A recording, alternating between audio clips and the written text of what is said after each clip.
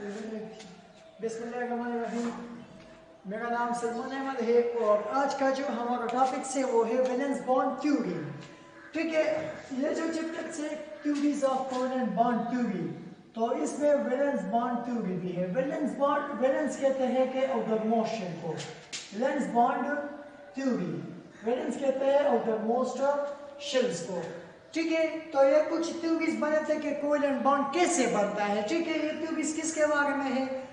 Valence bond theory, molecular orbital theory, whisper theory, ये हमें सारे के सारे कोवेलेंट बॉन्ड्स के बारे में बताया जाता है। ठीक है, बता रहा है। वैलेंस बॉन्ड थ्योरी जो है ना, ये 3 साइंटिस्ट ने पेश किया था। पहले तो था डब्ल्यू हेटलर ने और फिर JW लंदन ने 1927 में। ठीक है, और इसके बाद JC स्लेटर ने इस थ्योरी में क्या था, इन 1927 में और लेटर में बाद में इन्होंने इस थ्योरी को पेश किया था। ठीक है, ये 3 साइंटिस्टों ने इस थ्योरी को पेश किया था। इस थ्योरी का बुनियादी मकसद क्या है? इस थ्योरी का बुनियादी मकसद ये हमें क्या एक्सप्लेन करता है? ये हमें एक्सप्लेन करता है कि दो एटम्स के दरमियान शेयरिंग ऑफ इलेक्ट्रॉन कैसा होता है। ठीक है, शेयरिंग ऑफ इलेक्ट्रॉन कैसा होता है, ये हमें एक्सप्लेन करता है। बॉन्ड एनर्जी, ये हमें एक्सप्लेन करता है। ठीक है, कि कितना एनर्जी रिलीज या एब्जॉर्ब होगा। बॉन्ड लेंथ, के दो एटम के दरमियान लेंथ कितना होगा। ठीक है, और शेप्स ऑफ कोवेलेंट बॉन्ड्स, के कोवेलेंट बॉन्ड्स का जो है ना शेप्स कैसा होगा, शेप्स ऑफ कोवेलेंट बॉन्ड। ठीक है, ये जो 4 मैंने लिख दिए, ये इसका बुनियादी मतलब बेस है, ये हमें इसके बारे में बताता है। ठीक है, कि shapes of covalent bond, bond length, bond energy, ये हमें कौन बता रहा है? ये वैलेंस बॉन्ड थ्योरी बता रहा है। इसका जो मतलब बुनियादी मकसद है, ये हमें quantum mechanical treatment of molecules, quantum mechanical treatment of molecules के बारे में बता रहे हैं। मेन जो है ना, ये थ्योरी इस बेस पर है, quantum mechanical treatment of molecules के। लेकिन ये जो हमें ये 5 ये क्या बता रहे हैं? ये शेयरिंग ऑफ इलेक्ट्रॉन्स के एटम्स के दरमियान, के एटॉमिक ऑर्बिटल्स के दरमियान इलेक्ट्रॉन का शेयरिंग कैसे होगा। बॉन्ड एनर्जी के बारे में बता रहे हैं कि एनर्जी एब्जॉर्ब कितना है, एब्जॉर्ब कैसा होगा और रिलीज कैसा होगा। बॉन्ड लेंथ, के दो एटम्स के दरमियान बॉन्ड लेंथ कितना एंगल्स में होगा, तो ये बता रहे हैं। शेप्स ऑफ कोवेलेंट बॉन्ड, के कोवेलेंट बॉन्ड्स का शेप कैसा होगा। ठीक है, फिर क्या बता रहे हैं? फिर हमें बता रहा है जो है ना, इसका पोस्टुलेट्स है, मेन पॉइंट्स है कि इसका मेन पॉइंट्स क्या है। ठीक है, इसको हम एक एक एक्सप्लेन करेंगे। पोस्टुलेट्स क्या है? तो पहला पोस्टुलेट्स इनका है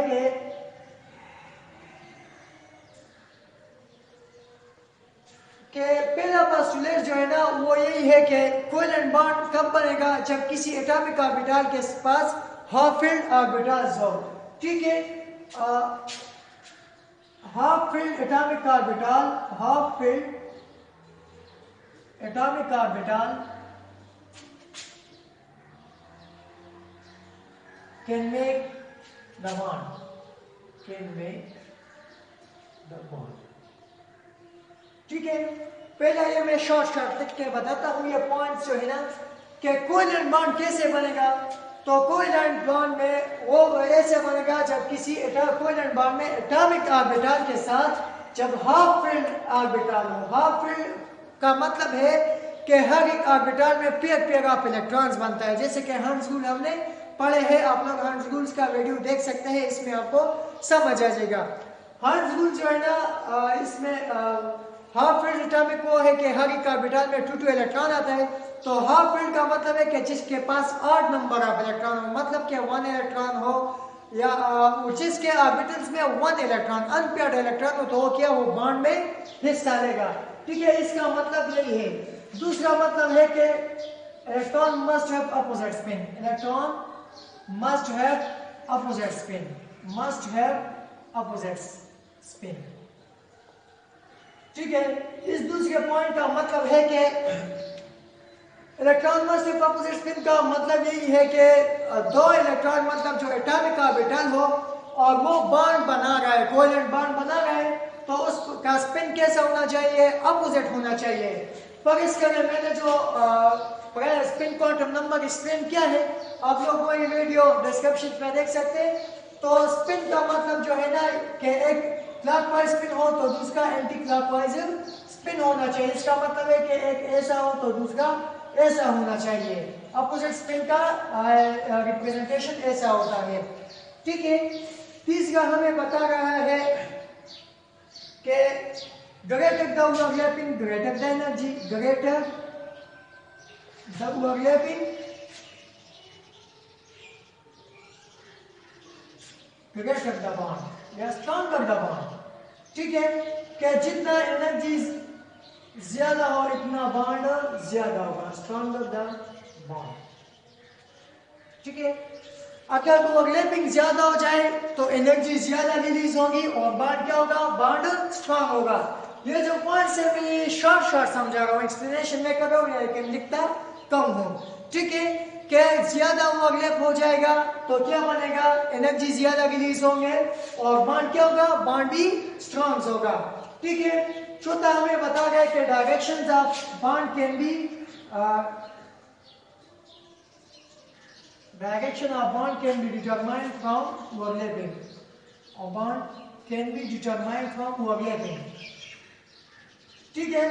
ये हमें बता रहा है कि हम कैसे जानेंगे कि ये बॉन्ड कैसा है, सिग्मा है या पाई है। तो इसका ये बॉन्ड जो है ना, इसका डायरेक्शन क्या मतलब सिग्मा है या बॉन्ड से या पाई बॉन्ड से, तो हम कैसे मालूम करेंगे? वो उसकी ओवरलैपिंग से मालूम करेंगे, ठीक है। अगर हेड टू हेड ओवरलैप हो तो सिग्मा बॉन्ड होगा, साइड वाइज ओवरलैप हो तो पैरेलल बॉन्ड होगा। ये कहां से? ये हम आगे पढ़ते हैं, ठीक है। फिर तो जो पॉइंट्स है वो यही है कि shared pair electron must have localized. Shared pair electron must have localized. Shared pair electron must have localized. Must have localized. ठीक है। लोकलाइज्ड मीन के वो दो एटम्स के दरमियान फिक्स हो, मतलब के पता लगता है। इस पॉइंट्स को मैं थोड़ा एक्सप्लेन कर देता हूं। तो इसका हमारे पास जो है ना वो है CH4।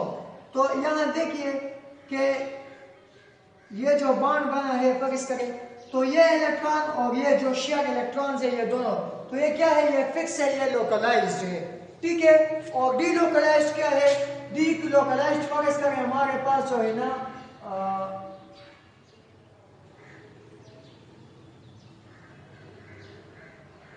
वो ये O3 है, ठीक है। तो ये पता नहीं क्योंकि ये बॉन्ड इधर भी आ सकता है, इधर भी आ सकता है, इसमें रेजोनेंस है। तो जिसमें रेजोनेंस होता है तो इसमें क्या होता है? वो डीलोकलाइज्ड है। लोकलाइज्ड इलेक्ट्रॉन का मतलब है कि वो दो एटम्स के दरमियान वो इलेक्ट्रॉन क्या हो? वो फिक्स हो, वो उनका हो, ठीक है। तो इसका ये मतलब है, ठीक है। मैं जो और बातें बता रहे मतलब कि हाफ फिल्ड इलेक्ट्रॉन एक पेयर मतलब आ जाए तो सिंगल बॉन्ड बनाएगा, और अगर डबल हाफ पेयर आ जाए तो वो मतलब के मल्टीपल बॉन्ड्स बनाएगा। फिर वो इलेक्ट्रॉन पर डिपेंड कर रहा है, ठीक है। इलेक्ट्रॉन पर कैसे डिपेंड कर रहा है कि अगर एक एटम से दो हाफ फील्ड ऑर्बिटल हो, दूसरे एटम से भी दो हाफ फील्ड ऑर्बिटल हो तो दो बॉन्ड्स बनेगा, ठीक है। और अगर एक के पास भी 3 हाफ फील्ड ऑर्बिटल हो, तीसरे के पास भी 3 हाफ फील्ड ऑर्बिटल हो तो वो ट्रिपल बॉन्ड्स बनाएगा, ठीक है, इस तरह। और इसका जो है ना कुछ और बातें भी है लेकिन ये काफी है, ठीक है। अब चलते हैं कि इसका जो मतलब है कि ये पाउली एक्सक्लूजन प्रिंसिपल्स भी था कि कोई भी इलेक्ट्रॉन का मतलब जो बॉन्ड बनाए तो उसका ये 4 क्वांटम नंबर सेम नहीं होगा। ये आप पाउली एक्सक्लूजन प्रिंसिपल्स हमारे मैंने जो वीडियो बनाई है वो आप लोग देख सकते हैं, इसमें मैंने ये बताया है, ठीक है। तो अब चलते हैं कि इसका जो मतलब वो रैपिंग होता है वो किस किस तरीके से होता है, तो इसको हम एक एक को यहाँ एक्सप्लेन करेंगे, ठीक है।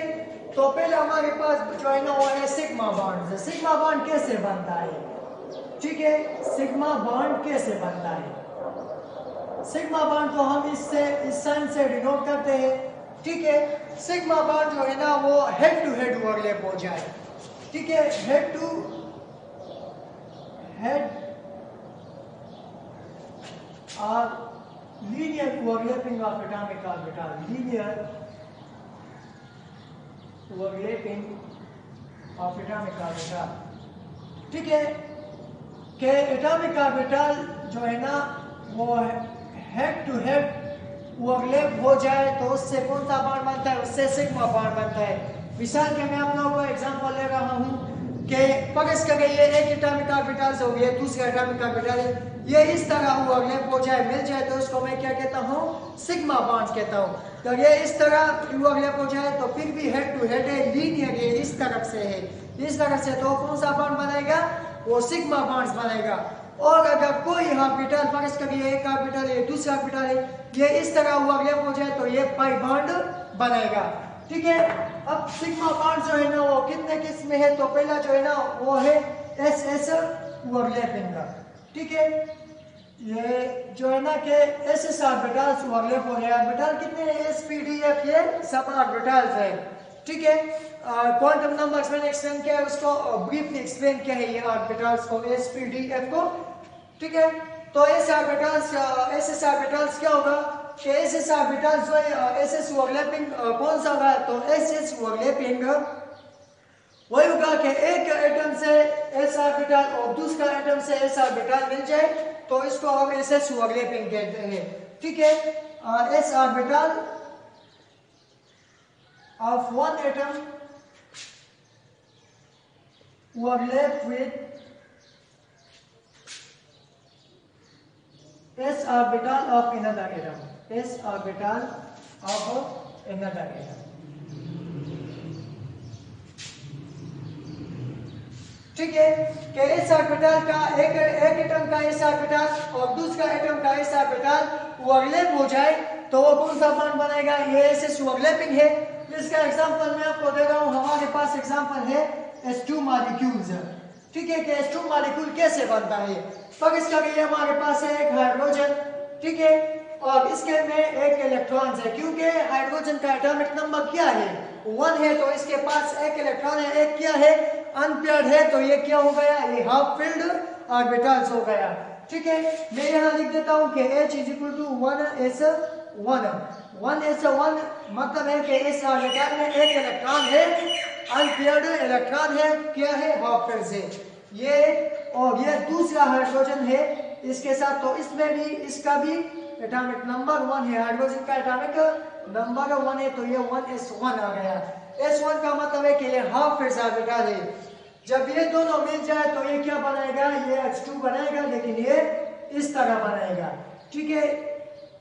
ये जो इनका शेयरिंग ऑफ इलेक्ट्रॉन है तो क्या हो गया, अपोजिट स्पिन में, जैसे कि मैंने वैलेंस बॉन्ड थ्योरी में एक्सप्लेन किया, इलेक्ट्रॉन अपोजिट स्पिन में आया और ये H2 मॉलिक्यूल से ये ऐसे बनता है, किस चीज से बनता है, H2 मॉलिक्यूल है, ये SS, इसमें SS ओवरलैपिंग शामिल है, ठीक है। अब देखिए कि ये किस तरह ओवरलैप हुआ, तो ये हेड टू हेड इस तरह ओवरलैप हुआ है, तो ये कैसा बॉन्ड है, ये सिग्मा बॉन्ड है, ये कौन सा बॉन्ड बना रहा है, ये सिग्मा बॉन्ड बना रहे हैं, ठीक है। अब चलते हैं कि और भी कितने टाइप्स के ओवरलैपिंग है। तो दूसरा जो हमारे पास ओवरलैपिंग का टाइप है वो है sp ओवरलैपिंग, कौन सा, वो है sp overlapping.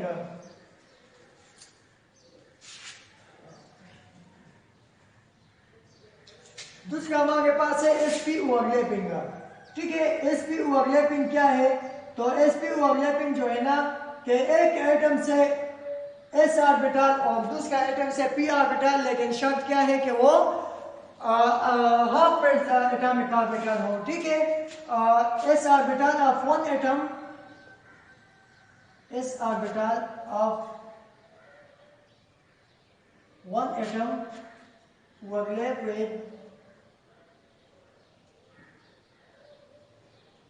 p orbital of another atom, p orbital of another atom,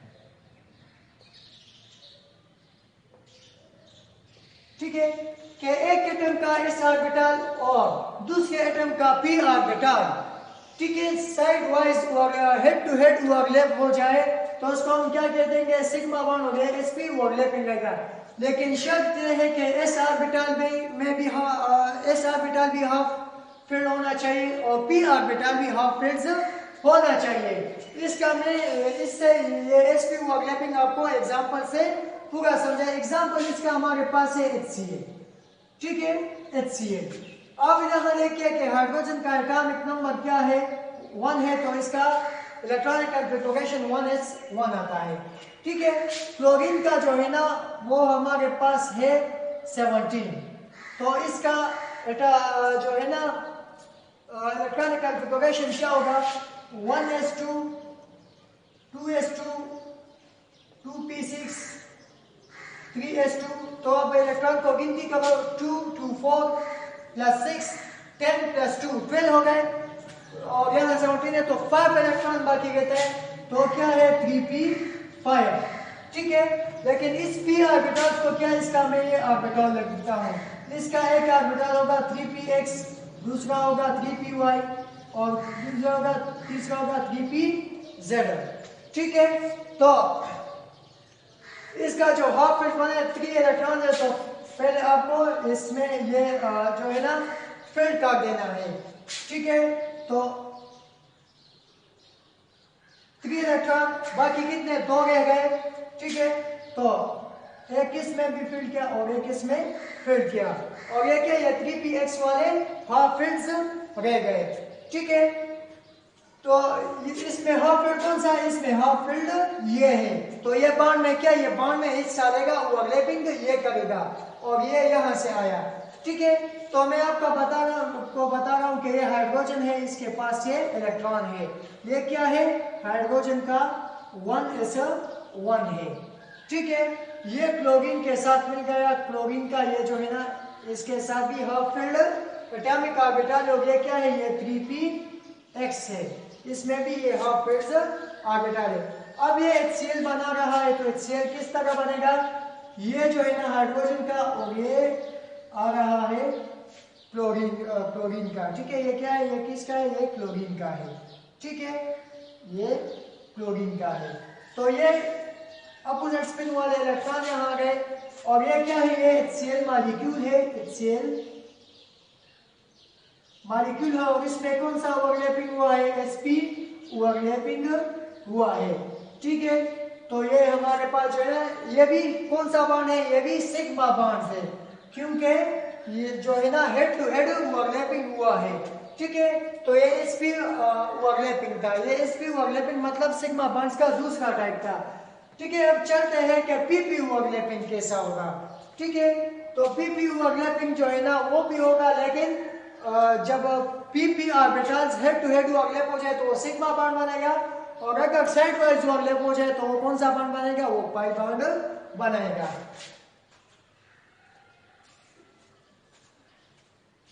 ठीक है। अब चलते हैं कि pp overlapping,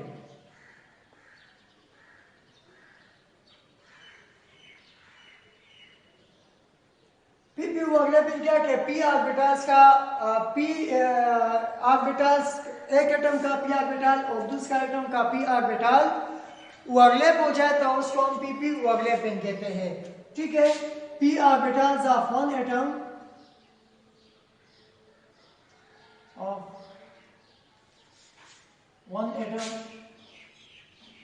overlap with p orbital of another atom, p orbital of another atom,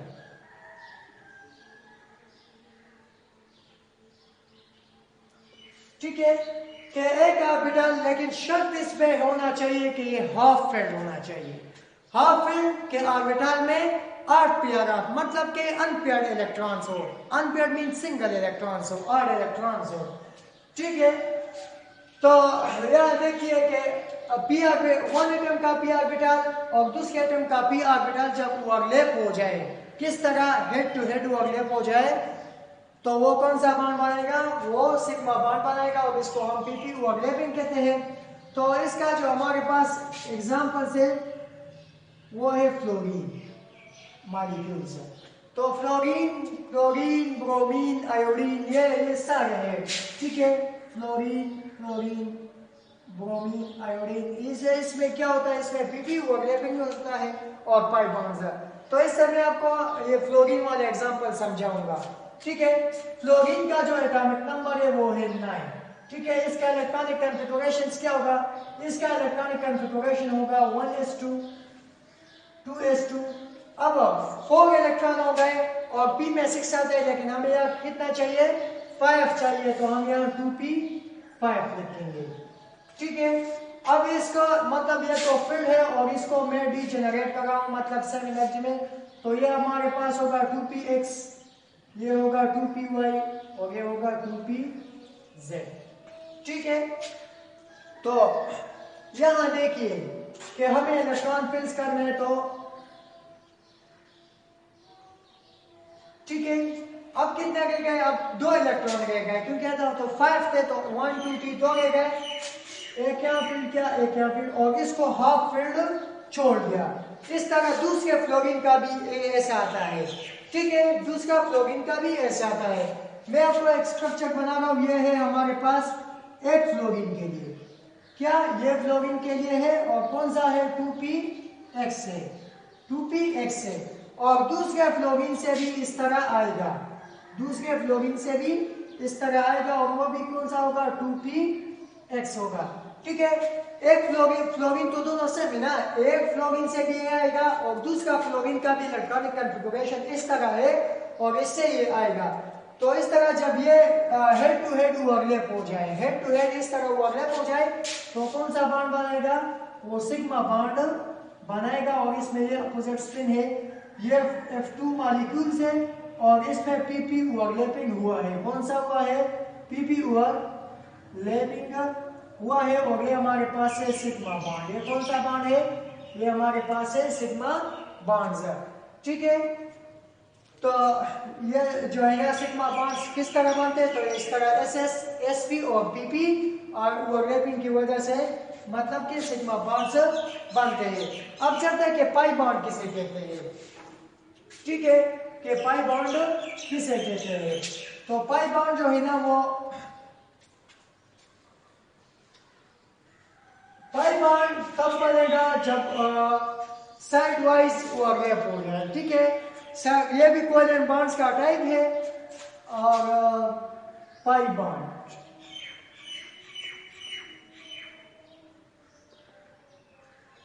parallel या साइडवाइज ओवरलैपिंग, पैरेलल और sideways overlapping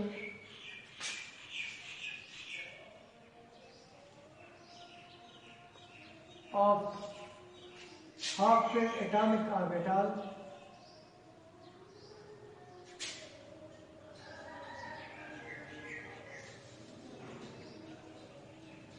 which already bonded, which have already bonded to sigma bond, sigma bond.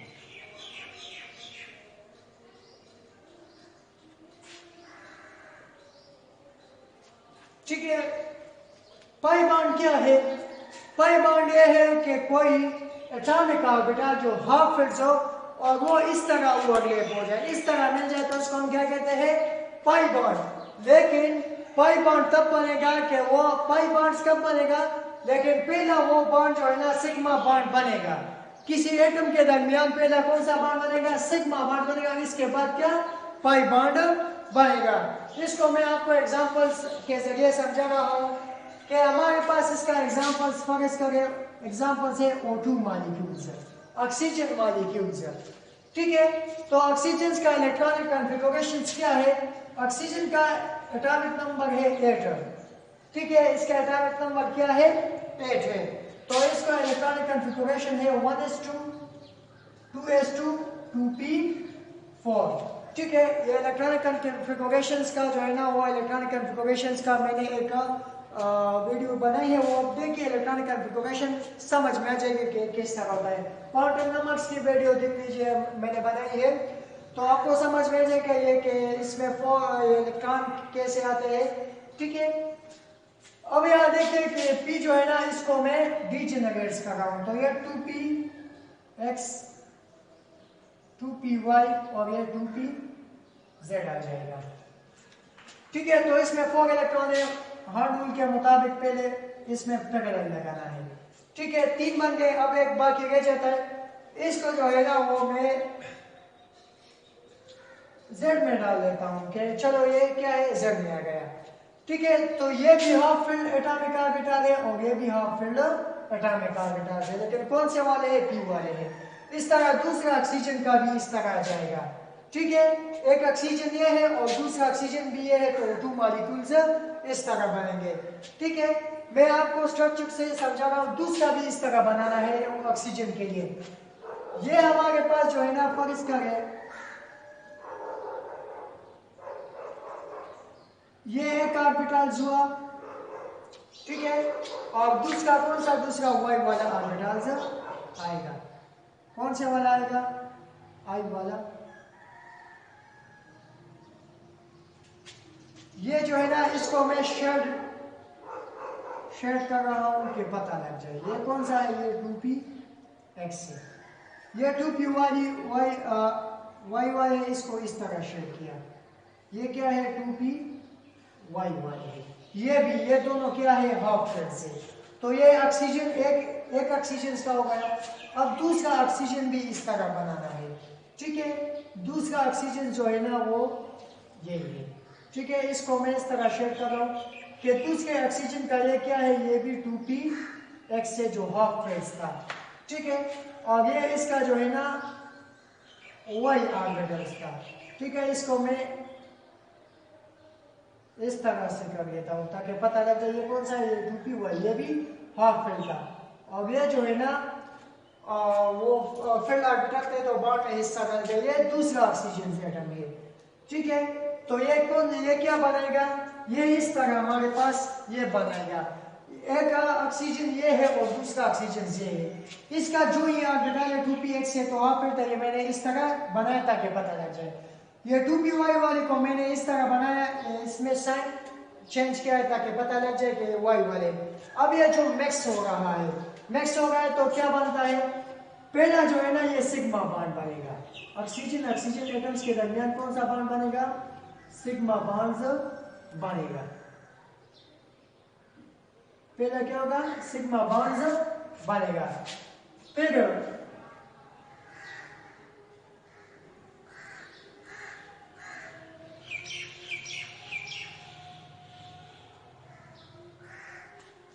पहला क्या बना, ये O2 molecules है, लेकिन पहले देखिए पहला सिग्मा बॉन्ड बना। पहला कौन सा बॉन्ड बना, सिग्मा बॉन्ड बना। अब ये जो ऑर्बिटल्स मैंने मतलब के ये तो P वाले ऑर्बिटल्स थे। ठीक है, ये Y वाले ऑर्बिटल्स थे जो मैंने इस तरह शेड किए थे। ठीक है, ये Y वाले ऑर्बिटल्स थे। तो अब ये क्या, ये साइड वाइज ओवरलैप करेगा, ये साइड वाइज ओवरलैप करेगा, तो कौन सा बॉन्ड बनेगा, ये पाई बॉन्ड बनाएगा। कौन सा बॉन्ड बनेगा, पाई बॉन्ड बनेगा। तो ये ऑक्सीजन में क्या है, ये ऑक्सीजन में मतलब कि PP ओवरलैपिंग है, लेकिन क्या है, साइड वाइज है।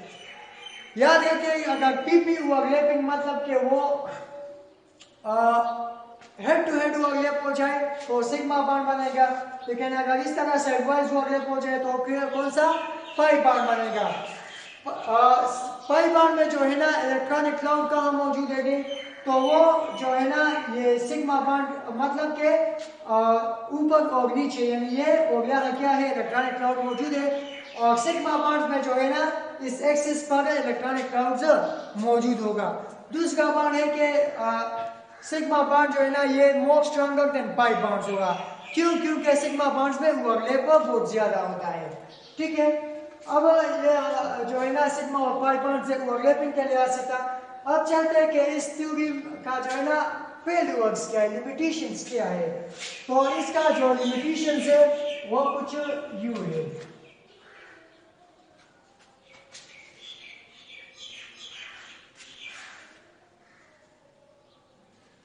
लिमिटेशन इसका क्या है, तो लिमिटेशन इसका यह है कि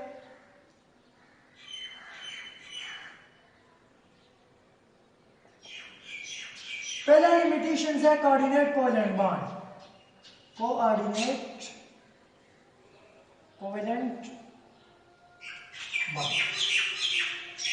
इस ट्यूब ने कोऑर्डिनेट कोवेलेंट बॉन्ड के बारे में कुछ भी नहीं बताया, हालांकि ये भी एक कोवेलेंट बॉन्ड है ना, कोऑर्डिनेट कोवेलेंट बॉन्ड, तो इसने इसके बारे में कुछ भी नहीं बताया।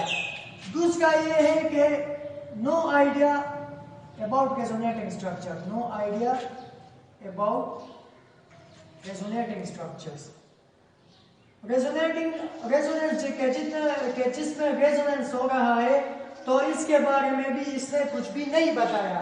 रेजोनेंट में जो इलेक्ट्रॉन्स है वो डीलोकलाइज्ड है, रेजोनेंस स्ट्रक्चर में इलेक्ट्रॉन डीलोकलाइज्ड होता है, तो इसके बारे में इसने कुछ भी नहीं बताया। तीसरा जो है ना, colour of paramagnetic nature of O2, paramagnetic nature of O2, paramagnetic nature of O2। Oxygen molecule जो है ना ये पैरामैग्नेटिक है। पैरामैग्नेटिक किसे कहते हैं कि जो मतलब के मैग्नेट्स को अट्रैक्ट करे, जो मैग्नेट अट्रैक्ट करता है इसको हम पैरामैग्नेट कहते हैं। ऑक्सीजन का जो है ना इसके पास अनपेयर्ड इलेक्ट्रॉन है तो ये क्या है, ये पैरामैग्नेटिक है। इसके बारे में वैलेंस बॉन्ड ने कुछ भी नहीं बताया था, तो ये इसका लिमिटेशन है। चौथा है कलर ऑफ ट्रांजिशन एलिमेंट्स, के ट्रांजिशन एलिमेंट्स का जो कलर है इसके बारे में भी उन्होंने कुछ नहीं बताया।